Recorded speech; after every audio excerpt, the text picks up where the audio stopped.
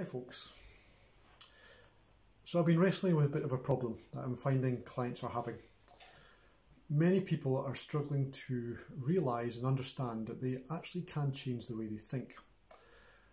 They just don't get the fact that they have control over their own brains. Let me give you some examples. They can't see that they can stop being anxious. They don't understand that they have control over anger during an argument with a spouse. They think they will never be confident in their jobs and lose their imposter syndrome. They can't understand what they need to do to change. So I've been trying to work out a way I could explain it that's understandable, logical and easy to understand. And what came into my head was the analogy of the brain being like a muscle.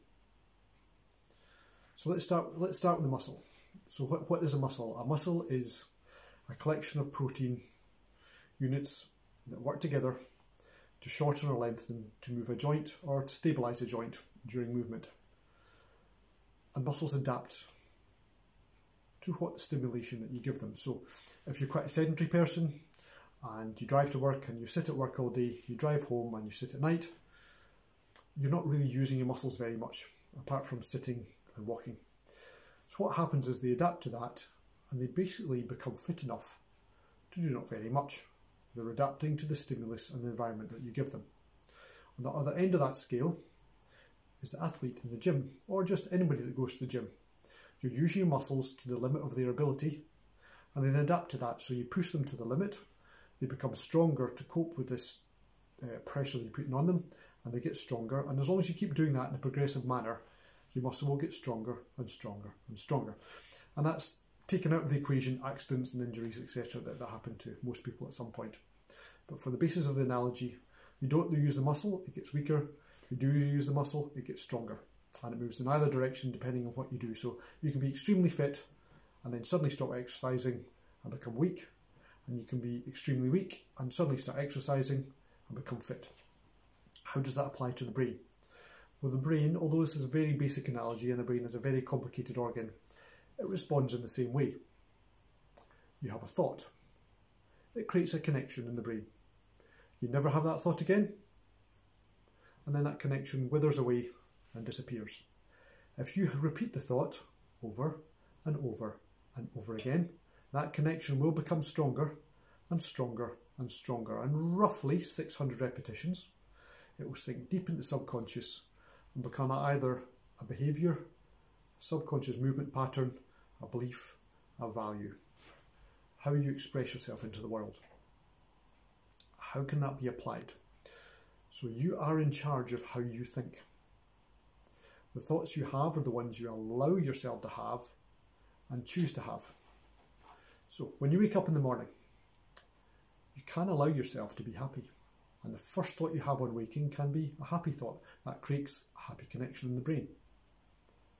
You might go through the day being completely miserable for the rest of the day, but you've made that one connection. If you start to wake up every morning with a happy thought, that connection will get stronger because your subconscious does what you tell it to. It'll be stronger and stronger and stronger. And eventually, you'll start to wake up every morning with a happy thought without consciously thinking about it, because you've repeated it so often that it's sunk deep in the subconscious and become a habitual behaviour.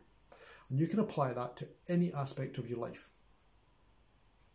How you respond when you're in an argument, a friend, a spouse, with anybody, work colleague. How you respond to that argument determines how it goes, and you have a choice on that. You don't have to jump in. You can take a second and think, how can I better react here? If you develop that ability by repeating it over and over and over, it allows you to have some influence in how your life goes, and you can apply it to every aspect of your life. Every aspect. So all I'm asking you to do is treat your brain like a bit of a muscle. Develop it in the way that you want it to express you back into the world, in your beliefs, in your values, the emotions, your thoughts and your behaviours. You're in charge of it all. You may not believe this, but all I ask you to do is practice. And you'll find that you will start to elevate your life up, up, up, up, through choice. You don't have to accept where you are. Nobody says you have to think a certain thing. We have an event, we have you in the middle, and we have the outcome, which can range from the higher better outcome down to the lower disastrous outcome. The event has no intrinsic value or reaction whatsoever. The reaction comes from you, and your reaction determines the level of outcome. So you're a very important piece in that puzzle. You need to see yourself as that. See that you have the power to change your own life through treating your brain like a muscle.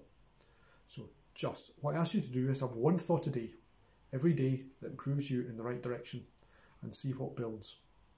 Think of compound interest. Lots of little changes together make the bigger change.